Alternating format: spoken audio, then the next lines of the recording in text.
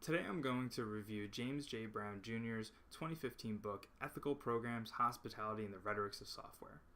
Brown's book is part of the Digital Humanities series from the University of Michigan Press, which is targeted more towards rhetoric and computation scholars under the umbrella of DH scholarship.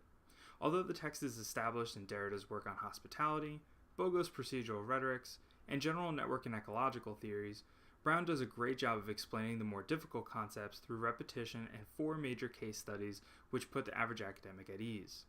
I did find myself looking up some acronyms and software terminology from time to time. I would have killed for a good glossary at the end or maybe hyperlinked text, but the main concepts were more or less thoroughly explained.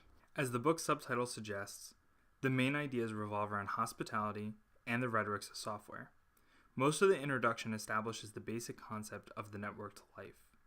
We all live in a networked life that revolves around constant intrusion where, quote, information and bodies constantly move and collide, end quote, which is defined by Derrida's law of hospitality. He describes this constant bombardment as a swarm of both invited and uninvited others, some harmless, others that are viral. He uses several examples describing the host and guest relationship through Derrida's concept of the law and laws of hospitality. Brown explains the capital L law of hospitality as the hosting open door to, quote, an anonymous other, regardless of identity or name, end quote. Using the internet as an example, the moment you are connected, a swarm of others are invited into your hospitable space.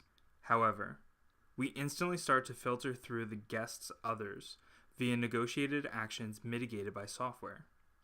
These filters are called the laws of hospitality, which are built upon exclusion rather than open acceptance.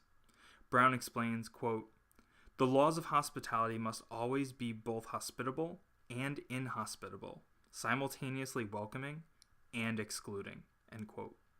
A balance is maintained through the laws of hospitality, both protecting the host and guest others, receiving and transmitting information in a complex network that is both horizontal, or peer-to-peer, as well as vertical, the protocological network.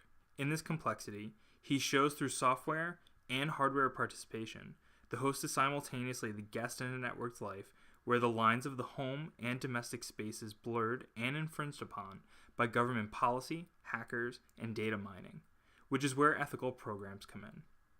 Brown calls the laws of hospitality, quote-unquote, ethical programs, which are processes, quote, that determine the shape of network infrastructures, which shape and constrain how or whether writing and communication happen in a networked life, end quote. Ethical programs, quote, enact rules, procedures, and heuristics about how or whether interactions should happen, end quote. These filters are sometimes enacted in face-to-face conversation, such as denying someone entry to your house, but are oftentimes through computation. An example of an ethical program would be the filtering protocols Twitter has enabled that allow you to select privacy settings.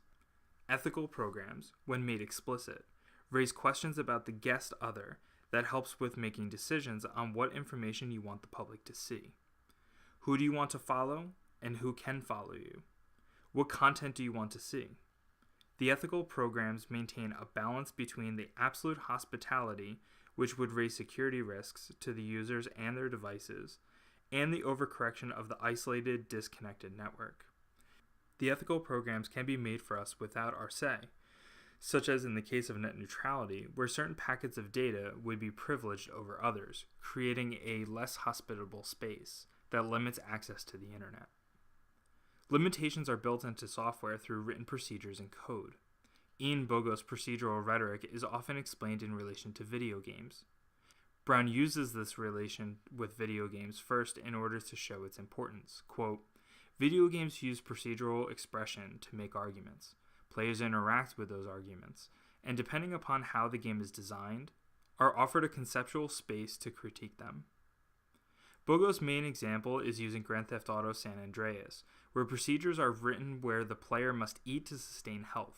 However, food availability and gaining weight from eating junk food, quote, expresses arguments about problems with inner city life, end quote.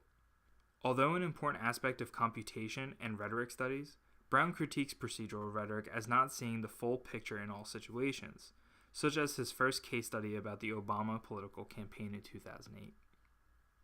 The Obama political campaign used social media, community organizing, and aspects of gamification to persuade volunteers to promote Obama via the campaign website referenced as myBarackObama.com.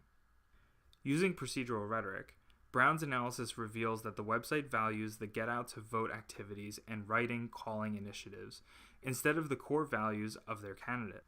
Also, procedures were in place for if callers found themselves interacting with supporters of other candidates, they would avoid confrontation and thank them for their time.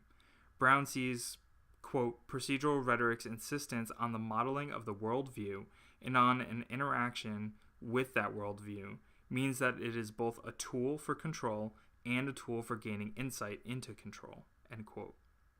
The context of the control comes from the procedures of the site, activity indexes and point systems, which, quote, put forward important procedural arguments, specifically that certain activities are most important and that campaign volunteers best serve the cause by remaining involved, end quote. The procedures are interacted with by the volunteers of the campaign, which in turn receive host guides for events which address concerns with hospitality, guest-host relations, and ethical programs. Using procedural rhetoric, Brown breaks down the scripts for phone conversations into simple if-then statements. He says, quote, the nested if-then statements of these scripts lay out an ethical program. They present arguments to volunteers about the best way to address a potential voter. They indicate who is worthy of attempts of persuasion, and they provide some instructions about how and when to distribute information about polling locations, absentee ballots, and so forth, end quote. He makes the distinction again, using procedural rhetoric, that they are not talking points on the issues of the campaign in order to persuade voters. This is simply a script on how to engage and inform voters that are already favoring Obama. Although the campaign even has templates for writing letters or making calls, there is a strong emphasis on taking the initiative and being creative. The creative aspect of the procedures are not captured by procedural rhetorics. Brown, stating that, quote, procedural arguments do not lay all the cards on the table, end quote. However, they have a strong affinity with rhetoric and hospitality, as the enacted ethical programs can be engaged and disengaged when needed by the user.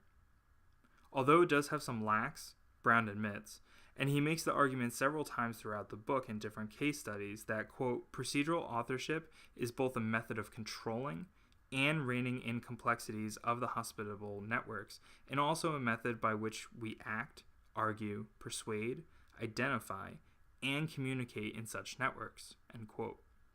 Managing the complexities will still leave questions because procedural arguments naturally ask to be engaged with, and it is the role of the, quote, audience to fill the gaps, end quote, which may in fact, through reflection, cause the audience to, quote, challenge them, refute them, or make them their own, end quote.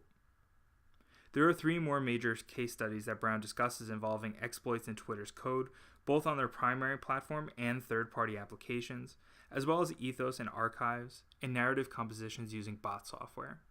They all deal with hospitality in unique ways, and ask questions of software that lead to deep rhetorical conversations, sometimes begging for more voices, both in the public and private domains, to enter the conversation. I appreciate the many examples Brown gives. However, the repetitious defining of hospitality, protocol, and ethical programs becomes tedious at times. Even though the book is less than a year at the time of this review, several of Brown's examples regarding social media and political campaigning have shifted.